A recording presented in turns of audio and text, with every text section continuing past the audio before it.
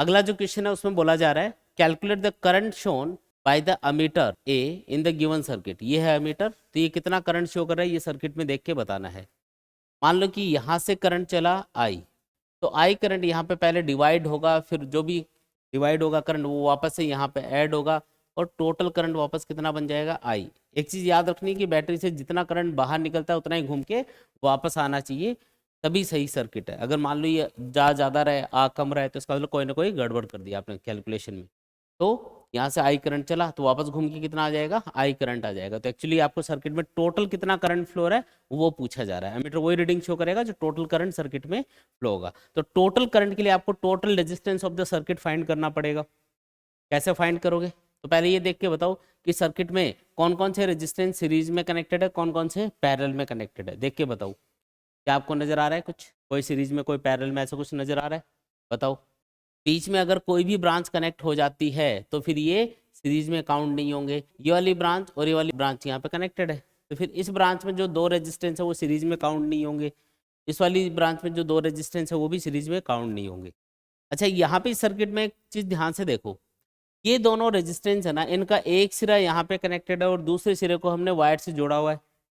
इसका मतलब ये पॉइंट और ये पॉइंट ये एक ही पॉइंट माने जा सकते हैं, है ना। इस वाले वायर को खिसका के यहाँ पे ले आओ, इस वाले वायर को खिसका के यहाँ पे ले आओ, तो आप देखोगे कि ये दोनों पैरेलल में आ गए। समझ रहे हो बात? वापस से ड्रॉ करके बता रहा हूँ, ये सर्किट ड्रॉ कर रहा हूँ, ध्यान से समझना, ठीक है। तो यहाँ पे ऐसा एक सर्किट बना देते हैं। ऊपर रेजिस्टेंस है 10 ओम, नीचे भी रेजिस्टेंस कितना है 10 ओम, ये 10 ओम, ये 10 ओम। अब एक चीज़ बताओ कि ये दोनों रेजिस्टेंस का एक सिरा यहाँ पे कनेक्टेड है, तो ये है वो पॉइंट मान लो, और दूसरा सिरा एक रेजिस्टेंस का यहाँ पे जुड़ा हुआ है, एक का यहाँ पे, तो इन दोनों वायर्स को खिसका के यहाँ पे ले आओ, तो कुछ ऐसा डायग्राम सा दिखेगा आपको, ऐसा 10 ओम,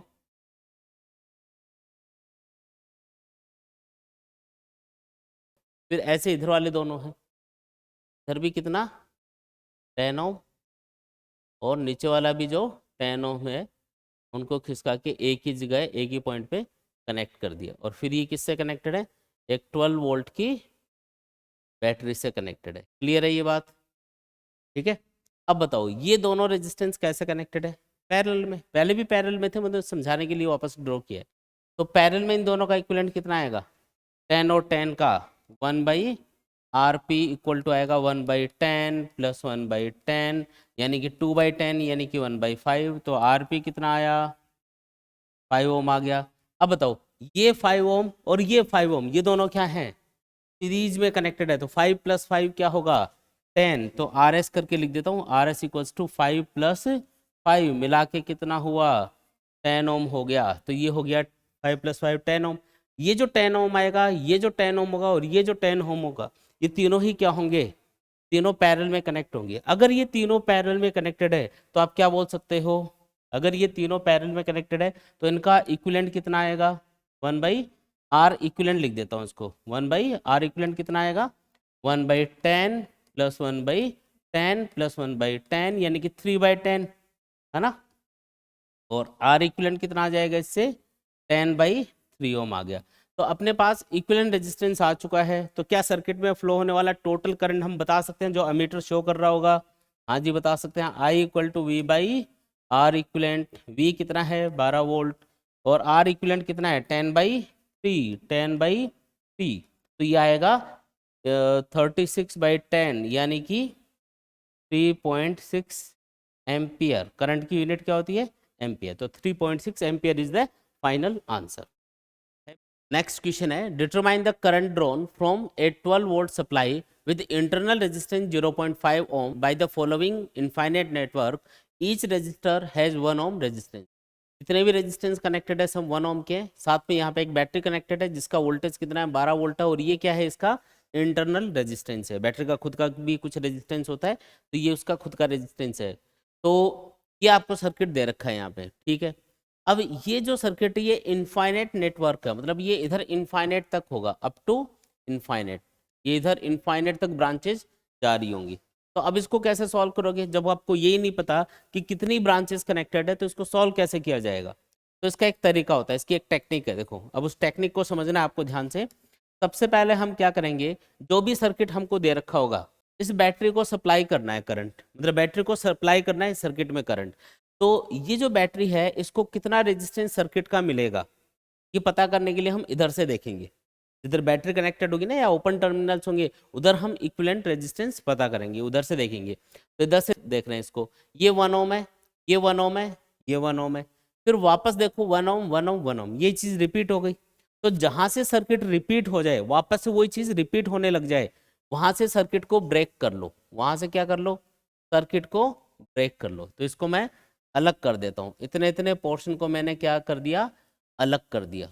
तो जहां से सर्किट रिपीट हो जाए वहां से क्या कर देना है, सर्किट को ब्रेक कर देना है, ठीक है। और उस पोर्शन का, जहां से सर्किट रिपीट हो रहा है ना, उस पोर्शन का रेजिस्टेंस मान लेना है आर, कुछ आर रेजिस्टेंस है मान लो इसका। तो पूरे को सॉल्व करोगे ना इधर वाले को, तो ये मान लो आर आएगा। तो जब आपको ये रेजिस्टेंस आर पता चल गया, मान लिया आपने कि ये रेजिस्टेंस आर है, तो इसको वापस से सर्किट में लगा दो अब।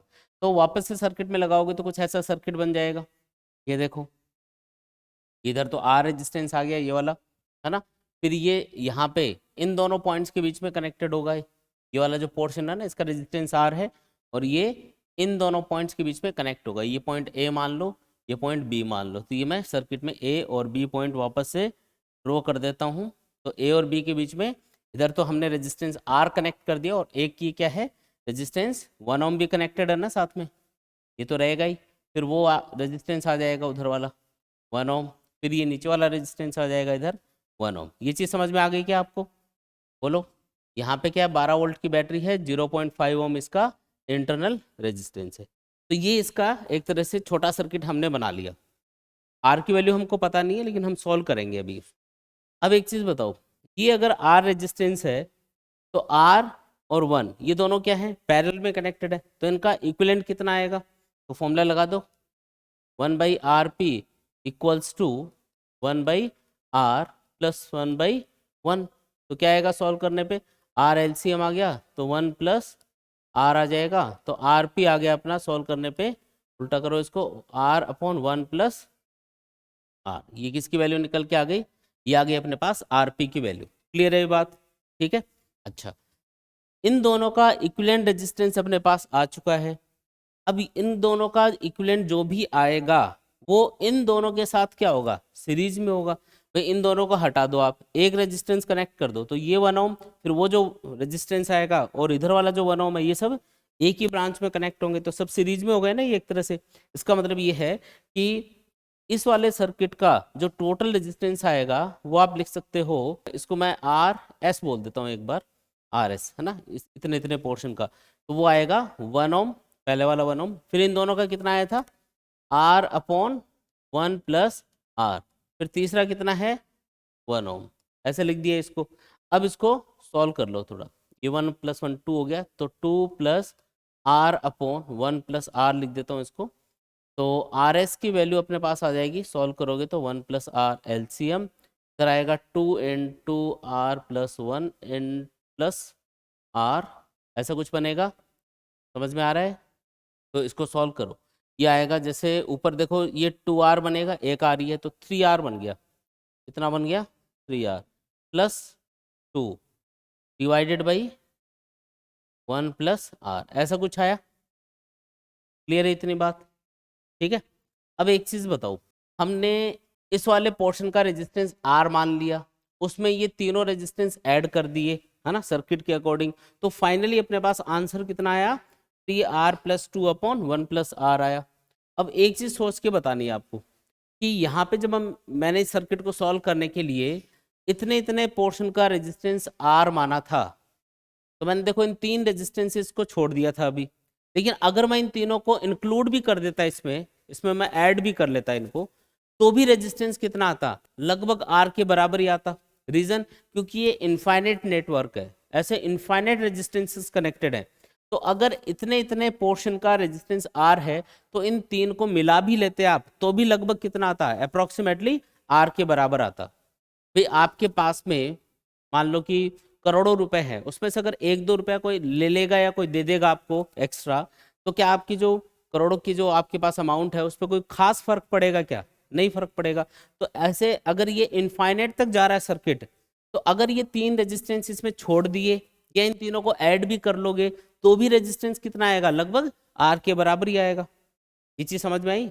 तो जब भी इनफाइनाइट नेटवर्क को सॉल्व करोगे तो ये टेक्निक आपको काम में लेनी है। सबसे पहले सर्किट जहां से रिपीट हो उसका वहां से उसको ब्रेक करके रेजिस्टेंस आर मान लो, फिर सर्किट सॉल्व कर लो। तो जो भी आएगा अपने पास सर्किट सॉल्व करने पे वो भी लगभग किसके बराबर होना चाहिए, आर के बराबर ही होना चाहिए।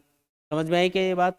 क्योंकि इन तीन रेजिस्टेंसेस के हटने से या इनके जुड़ने से इफेक्टिव रेजिस्टेंस पे कोई मेजर डिफरेंस नहीं आएगा, कोई बहुत बड़ा डिफरेंस नहीं आएगा, तो उसको लगभग आर मान सकते हो आप। तो मैं ये जो आर एस है, जो इन सारे के सारे इधर वाले रेजिस्टेंसेस का इक्विवेलेंट हमने सॉल्व किया एक तरह से, इसको मैं आर के बराबर ही लिख सकता हूँ, है ना, अप्रोक्सीमेटली। तो यहाँ पे मैं लिख देता हूँ R equals to 3R+2 divided by क्या आएगा, 1+R आ गया। ठीक है, अब यहाँ से इस इक्वेशन को सॉल्व करके आप आर की वैल्यू फाइंड कर सकते हो। और अगर आपके पास आर आ गया, मतलब इस पूरे नेटवर्क का इफेक्टिव रेजिस्टेंस आ गया, तो आप सर्किट में कितना करंट फ्लो होगा वो भी आप इजीली बता सकते हो। तो पहले इसको सॉल्व करना है। ठीक है, इसको कैसे सॉल्व करेंगे, इक्वेशन क्या बनी थी अभी, R इक्वल्स टू 3R+2/1+R। इसको सॉल्व करते हैं, देखते क्या आता है। तो इसको इधर मल्टीप्लाई कर लो, तो ये आएगा R+R² इक्वल टू 3R+2, यानी कि ये क्वाड्रेटिक इक्वेशन बन गई। इधर आएगा तो -2R हो जाएगा, एक R कैंसिल होकर -2 इक्वल टू 0। ऐसी कोई क्वाड्रेटिक इक्वेशन बन गई। अब ये जो इक्वेशन है इसको सॉल्व कैसे करोगे, तो यहाँ पे R की 2 वैल्यूज निकल के आएंगी, है ना। फॉर्मूला क्या होता है, त्रिघाचार्य फॉर्मूला या क्वाड्रेटिक फॉर्मूला याद है क्या आपको? फॉर्मूला होता है ना -b + -√b² - 4ac/2a, वो लगाएंगे। तो ये देखो, R² का मल्टीपल a होता है, R का मल्टीपल b, और जो कांस्टेंट है उसको c बोलते हैं। तो -b लिखना है यहाँ पे, तो b की वैल्यू है -2। ये माइनस वैसे लगता है फॉर्मूले के अकॉर्डिंग, +√b² यानी -2 का स्क्वायर -4ac। a की वैल्यू कितनी है 1, c की वैल्यू कितनी है -2, डिवाइडेड बाई क्या करना है 2a। ठीक है जी, सॉल्व करो क्या आता है, ये देखो, ये आएगा 2 प्लस माइनस इधर क्या बनेगा 8 + 4 यानी कि 12, अंडर रूट में आएगा 12/2। अच्छा, इसको आप 12 को क्या लिख सकते हो, 4 × 3, तो 4 से 2 बाहर आ जाएगा, तो 2 + -2√3 लिख सकते हो क्या इसको, बोलो जी। तो ये कुछ ऐसा आ गया, 2 से डिवाइड करोगे तो 1 ± √3, है ना। आर के दो आंसर क्या है, तो एक आंसर तो इसका आएगा 1 + √3, दूसरा आंसर क्या निकल के आएगा यहाँ से 1 - √3। कौन सा सही है, रेजिस्टेंस कभी भी नेगेटिव नहीं होता, ये वाली वैल्यू नेगेटिव आएगी क्योंकि √3 की वैल्यू 1 से ज़्यादा होती है, 1.732। तो ये वाला आंसर अपना सही नहीं है, ये वाला आंसर सही माना जाएगा। यानी कि वो जो अभी इनफाइनाइट नेटवर्क दे रखा था उसका इक्विवेलेंट रेजिस्टेंस कितना बना, 1 + √3 बना। ये जो आपको इनफाइनाइट नेटवर्क दे रखा है इसका इक्विवेलेंट रेजिस्टेंस कितना माना जाएगा, आर, बोलो, 1 + √3 माना जाएगा। अब आपको पूछा कि सर्किट में कितना करंट फ्लो होगा, तो बैटरी कितने वोल्टेज की है, 12 वोल्ट की है, और इसका इंटरनल रेजिस्टेंस कितना है, 0.5 ओम है। तो इसको दिखा देते हैं। अब मैं सर्किट को वापस ड्रॉ कर रहा हूँ। पूरे सर्किट का, इनफाइनाइट वाले सर्किट का रेजिस्टेंस आया था अपने पास में 1 + √3, है ना, 1 + √3 ओम। और इधर कौन कनेक्टेड है, 12 वोल्ट की बैटरी है जिसका इंटरनल रेजिस्टेंस है 0.5 ओम। समझ में आई। एक चीज याद रखनी है कि बैटरी का जो इंटरनल रेजिस्टेंस होता है वो सर्किट में सीरीज में काउंट होता है। तो इसके साथ सीरीज में इसको काउंट करोगे आप, ये वाला जो रेजिस्टेंस है ना इसको सीरीज में काउंट करना है। तो ओवरऑल सर्किट का जो टोटल रेजिस्टेंस बनेगा, आर इक्विवेलेंट बोल देते हैं, वो कितना बनेगा बोलो, तो 1 + √3 प्लस क्या कर देना है सीरीज में, तो सीधा ही ऐड करते हैं, +0.5।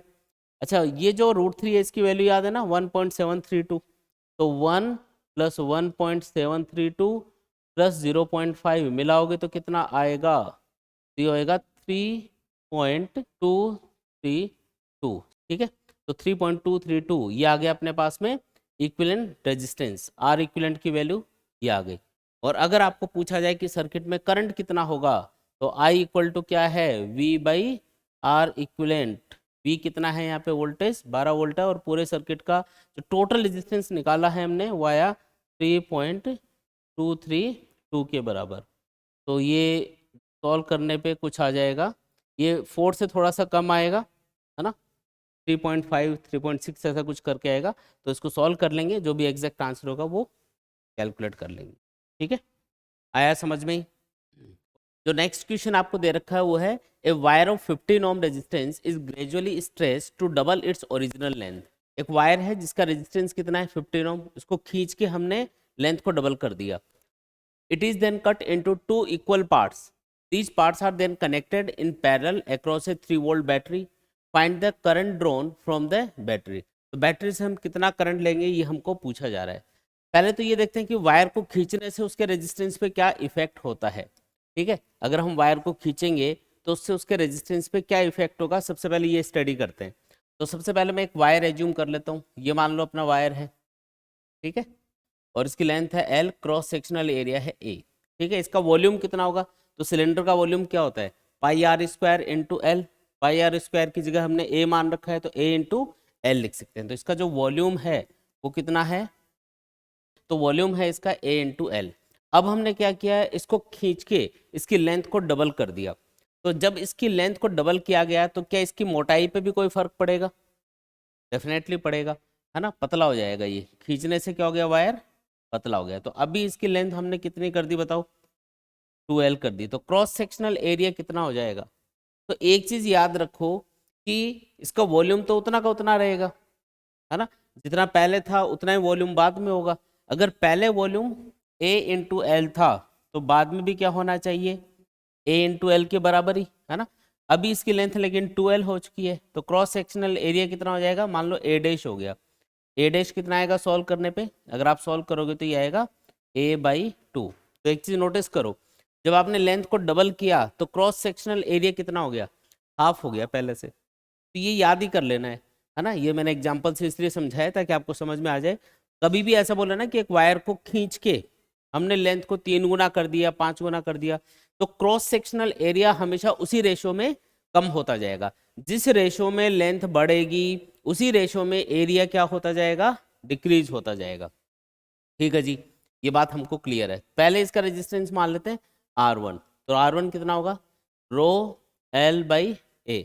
अब इसका रेजिस्टेंस हो गया मान लो R2, तो कितना हो गया, तो रो रेसिस्टिविटी तो वही रहेगी क्योंकि मटेरियल और टेम्परेचर चेंज नहीं करोगे तब तक रेसिस्टिविटी कांस्टेंट रहेगी। तो रो लेंथ की जगह क्या लिखना है 2L, और एरिया की जगह क्या लिखना है A/2।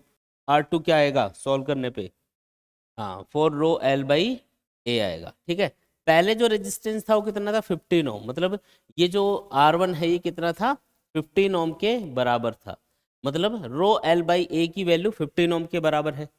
अभी कितना हो जाएगा रेजिस्टेंस, तो देखो 4 इंटू रो L/A, इसका मतलब सेकेंड केस में जो R2 होगा वो 4 टाइम्स ज्यादा होगा इससे, कितना हो जाएगा 60 ओम हो जाएगा। इतनी बात क्लियर। अब इसने बोला कि इस वायर को हमने काटा बीच में से, तो जब इसके 2 टुकड़े कर दिए बीच में से, अगर आप इसको काट के इसके 2 टुकड़े कर दोगे तो हर एक टुकड़े का रेजिस्टेंस हाफ हाफ हो जाएगा। इसका टोटल कितना है 60, तो हाफ पार्ट का रेजिस्टेंस कितना होगा 30 ओम, दूसरे वाले हाफ पार्ट का भी 30, क्योंकि लेंथ के डायरेक्टली प्रोपोर्शनल होता है रेजिस्टेंस। अब उन दोनों टुकड़ों को हमने आपस में पैरेलल में कनेक्ट कर दिया। कैसे कनेक्ट कर दिया उनको, आपस के अंदर पैरेलल में हमने इनको कनेक्ट कर दिया। ये देखो पैरेलल में इनको आपस में कनेक्ट कर दिया है। कितने वोल्टेज की बैटरी से कनेक्ट कर दिया, तो इसने बोला है कि बैटरी का वोल्टेज दे रखा है देखो 3 वोल्ट, तो 3 वोल्ट की बैटरी से इसको कनेक्ट कर दिया। हर एक टुकड़े का रेजिस्टेंस कितना कितना है 30 ओम 30 ओम 30 ओम इसका है, 30 ओम ही इसका है। अब ये दो रेजिस्टेंस है एक तरह से जो पैरेलल में कनेक्ट हो गए। तो पैरेलल में जो रेजिस्टेंस होता है इफेक्टिव रेजिस्टेंस, उसका फॉर्मूला ये होता है 1/RP equals to 1/R1 plus 1/R2, यानी कि 1/30 प्लस 1/30 करना है। तो ये क्या आएगा 1/RP की वैल्यू क्या आएगी बोलो 2/30, यानी कि 1/15। तो बोलो RP कितना आएगा, तो RP सॉल्व करने पे आ जाएगा 15 ओम। तो बोलो करंट कितना आएगा, करंट पूछा है हमको, तो I इक्वल टू V/RP कर देंगे। तो V कितना है 3 वोल्ट और RP कितना है 15, तो आंसर क्या आएगा 0.2 एम्पियर। ये अपना आंसर होगा। आया समझ में, क्लियर एकदम। ठीक है, तो जो नेक्स्ट क्वेश्चन है वो है A cylindrical metallic wire is stretched to increase its length by 10%. Calculate the percentage change in its resistance. इसमें परसेंटेज चेंज कितना आएगा रेजिस्टेंस के अंदर, वो आपको फाइंड करके बताना है। क्वेश्चन समझ में आया क्या? हमारे पास में कोई मेटलिक वायर है, ये देखो, सपोज करो कि ये हमारा वायर है और इसका क्रॉस सेक्शनल एरिया है A और लेंथ कितनी है इसकी L, रेसिस्टिविटी मान लेते हैं रो। तो अभी शुरुआत में इसका जो रेजिस्टेंस है वो कितना है, R1 बोल देते हैं उसको, तो R1 कितना है रो L बाई A, ठीक है, ये इनिशियल रेजिस्टेंस है। फिर हमने इसको खींच के इसकी लेंथ को कितना कर दिया, 10% इंक्रीज कर दिया। कितना परसेंट इंक्रीज कर दिया, 10% इसको इंक्रीज कर दिया लेंथ को। तो इसके क्रॉस सेक्शनल एरिया पे क्या इफेक्ट होगा, का क्रॉस सेक्शनल एरिया कम हो जाएगा। कितना कम होगा वो भी हम देखेंगे, ठीक है। अच्छा क्रॉस सेक्शनल एरिया हो गया सपोज करो A डैश और लेंथ हो गई L डैश, और रेसिस्टिविटी उतनी की उतनी रहेगी, क्योंकि रेसिस्टिविटी शेप और साइज पे डिपेंड नहीं करती है, वो मटेरियल के ऊपर डिपेंड करती है। रेसिस्टिविटी किस चीज़ पे डिपेंड करेगी, एक तो कौन से मटेरियल का वायर है, कौन सा मटेरियल हम यूज़ कर रहे हैं, और दूसरी चीज़ किस टेम्परेचर पे उसको रखा हुआ है। अभी जो रेजिस्टेंस है उसको मैं R2 बोल देता हूँ, तो R2 कितना होगा, तो रो L dash upon A dash, ठीक है। अच्छा ये जो L और A है ना, इसमें क्या चेंज आएगा, देखो लेंथ को आपने इंक्रीज कर दिया, यहाँ पे खींच के 10% बढ़ा दिया। तो हमको एक चीज़ पता है कि जब भी वायर को स्ट्रेच किया जाता है तो उसकी लेंथ में अगर इंक्रीमेंट होता है तो क्रॉस सेक्शनल एरिया डिक्रीज हो जाता है। जिस रेशो में लेंथ बढ़ती है उसी रेशो में एरिया कम हो जाएगा। अगर लेंथ को डबल करोगे तो एरिया क्या हो जाएगा, हाफ, ठीक है ना, ये चीज़ ध्यान रखनी है, ठीक है जी। तो इसी कॉन्सेप्ट को यूज़ करते हुए मैं लिख देता हूँ कि इनिशियल वॉल्यूम और फाइनल वॉल्यूम सेम है कंडक्टर का। तो जब आप स्ट्रेच करोगे किसी भी वायर को तो आप ऐसा बोल सकते हो कि वायर का जो वॉल्यूम है वो तो कांस्टेंट रहेगा, है ना। लेंथ अगर बढ़ेगी तो एरिया कम हो जाएगा, लेकिन उसका वॉल्यूम क्या रहेगा, कांस्टेंट रहेगा। तो आप ये बोल सकते हो कि इनिशियल जो वॉल्यूम है इसका A इंटू एल, और जो फाइनल वॉल्यूम है इसका A dash into L dash, वो क्या होनी चाहिए, इक्वल होनी चाहिए, है ना। तो इससे आप देखो क्या लिख सकते हो, L upon L dash equal to A dash upon A। ये हमारे पास में एक रिलेशन आ गया। लेंथ और A क्या है, एरिया क्या है, एक दूसरे के इन्वर्सली प्रोपोर्शनल है, यहाँ पे भी आपको नजर आ रहा होगा। अब मेन चीज पे आते हैं, आपको पूछा है calculate the percentage change in its resistance. Resistance में परसेंटेज चेंज कितना आया। देखो किसी भी चीज में परसेंटेज चेंज कैलकुलेट करना हो तो उसका एक फॉर्मूला होता है। क्या फॉर्मूला होता है, देखो change in value divided by initial value into 100। जब आप इसको सॉल्व करोगे तो अपने पास क्या आ जाएगा, परसेंटेज चेंज निकल के आ जाएगा। तो अगर मुझे परसेंटेज चेंज कैलकुलेट करना है इन रेजिस्टेंस R, तो इसका फॉर्मूला क्या होगा, इसका फॉर्मूला होगा चेंज इन रेजिस्टेंस यानी कि R2 minus R1 divided by initial value of resistance R1 into 100। तो ये परसेंटेज में अपने पास आंसर आ जाएगा कि यहाँ पे अगर मैं इसको डिवाइड कर दूँ R1 से तो ये बन जाएगा R2 upon R1 minus 1 into क्या आ गया, 100 आ गया, ठीक है जी। अब R2 की वैल्यू क्या है, R2 क्या है बताओ, R2 है रो L dash upon A dash, और R1 क्या है, रो L बाई A, ठीक है, -1 इंटू 100। करते हैं सॉल्व, इसको देखते हैं क्या आता है। रो से रो कैंसिल, इसको ऊपर ले जाओगे A को, देखो ये तो बन जाएगा L dash upon A dash, और ये उल्टा हो जाएगा, मतलब ये A ऊपर चला जाएगा L नीचे आ जाएगा, ऐसा कुछ बनेगा, ठीक है, इंटू 100।